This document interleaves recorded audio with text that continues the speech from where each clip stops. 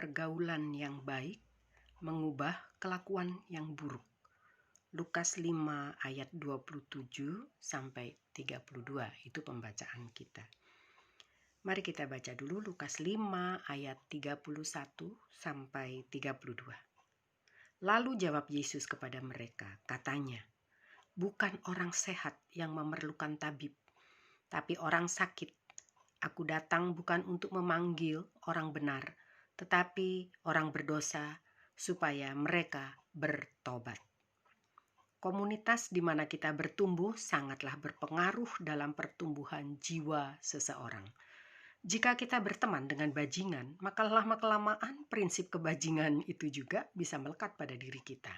Itu sebabnya orang akan berusaha menjauhi mereka yang jahat dan mencari kawan sepergaulan yang baik agar tidak berdampak buruk bagi hidupnya. Semasa di dunia, Yesus bergaul dengan siapa saja dan tidak membatasi diri, bergaul dengan golongan dan dari kalangan tertentu. Bahkan dengan orang Samaria sekalipun yang dianggap rendah oleh orang Yahudi. Yohanes 4 ayat 9. Maka kata perempuan Samaria itu kepadanya, "Masakan engkau seorang Yahudi minta minum kepadaku seorang Samaria?" Sebab orang Yahudi tidak bergaul dengan orang Samaria. Yesus mau menghampiri dan bergaul dengan mereka yang dianggap sebagai orang tidak benar, seperti Lewi, seorang pemungut cukai, dan juga dengan perempuan pendosa dalam Lukas 7 ayat 37 sampai 38. Di kota itu ada seorang perempuan yang terkenal sebagai seorang berdosa. Ketika perempuan itu mendengar bahwa Yesus sedang makan di rumah orang Farisi itu, datanglah ia membawa sebuah buli-buli pualam berisi minyak wangi. Sambil menangis ia pergi, berdiri di belakang Yesus dekat kakinya. Lalu membasahi kakinya itu dengan air matanya dan menyekanya dengan rambutnya. Kemudian ia mencium kakinya dan meminyakinya dengan minyak wangi itu. Apa yang ditolak karena dianggap najis, justru itulah yang Yesus lakukan. Yesus dan para murid menghadiri perjamuan makan yang diadakan Lewi, si pemungut cukai, untuk dirinya.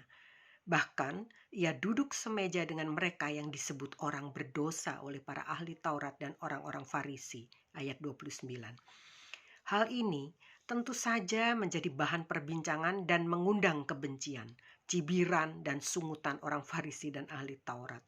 Bagaimana mungkin Yesus yang adalah rabi, seorang yang benar-benar mau bersekutu dengan orang berdosa?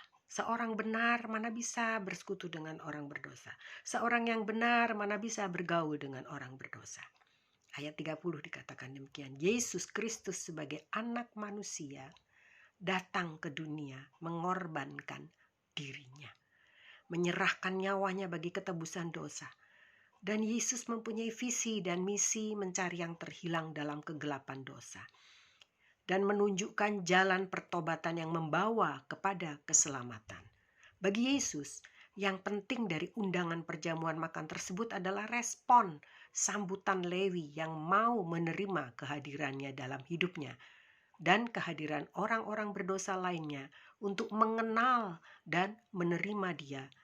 Bagi Yesus, hidupnya jauh lebih berguna untuk mereka yang menyadari diri sebagai orang berdosa daripada untuk mereka yang merasa diri sudah benar, merasa diri orang benar, dan tidak memerlukan juru selamat.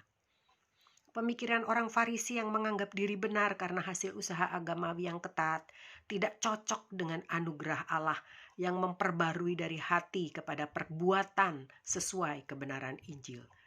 Injil dari Yesus bagaikan anggur baru yang tidak cocok ditaruh dalam kirbat keagamaan yang usang. Yesus memulihkan status Lewi dari orang sakit menjadi orang sehat, dari status direndahkan menjadi status sama dengan yang lain. Yesus datang untuk melayani orang yang berdosa dan membutuhkan pertobatan. Jadi ketika para pemungut cukai dan para pendosa datang meminta disembuhkan, Yesus tidak menolak mereka. Yesus datang bukan untuk sin management. Dia datang untuk memusnahkan perbuatan jahat yang biasa dilakukan manusia dengan menggantinya, memberikan hati yang baru Yesus mampu mengadakan pembaharuan total dalam hidup Lewi. Dan pembaruan yang dilakukan Yesus dalam diri Lewi berakar dari pusat kehidupan manusia. Dia datang untuk melakukan perombakan, makeover habis-habisan, sehingga tidak akan sama lagi dengan keadaan hati yang hitam oleh dosa. Melalui Roh Kudus-Nya, Dia mau tinggal di dalam setiap orang yang percaya dan terpilih menurut kasih karunia-Nya. Yehezkiel 36 ayat 26 hingga 27 demikian. Kamu akan kuberikan hati yang baru dan roh yang baru di dalam batinmu, dan aku akan menjauhkan dari tubuhmu hati yang keras, dan kuberikan kepadamu hati yang taat.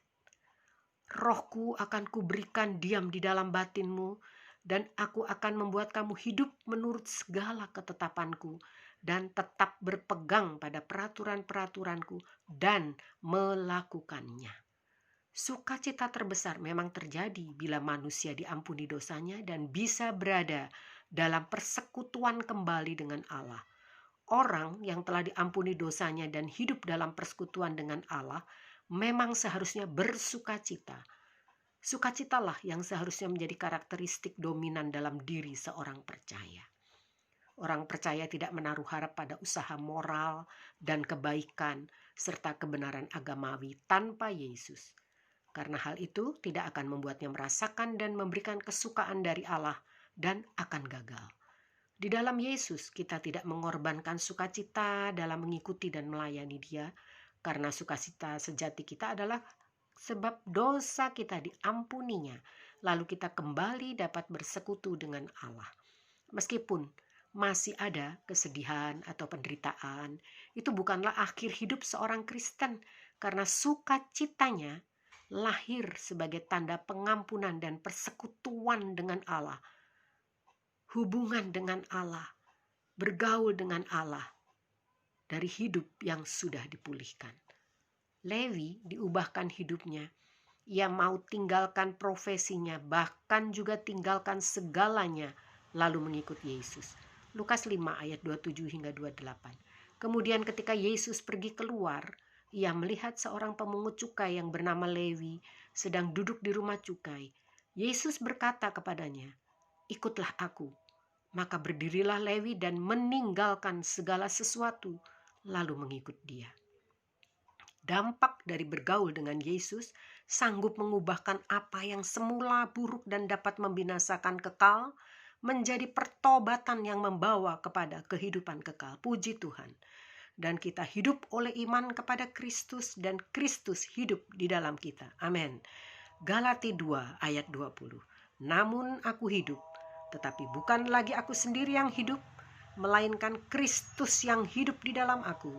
Dan hidup yang kuhidupi sekarang di dalam daging adalah hidup oleh iman dalam Anak Allah yang telah mengasihi aku dan menyerahkan dirinya untuk aku. Puji Tuhan. Amin. Tuhan Yesus memberkati kita semua. Haleluya.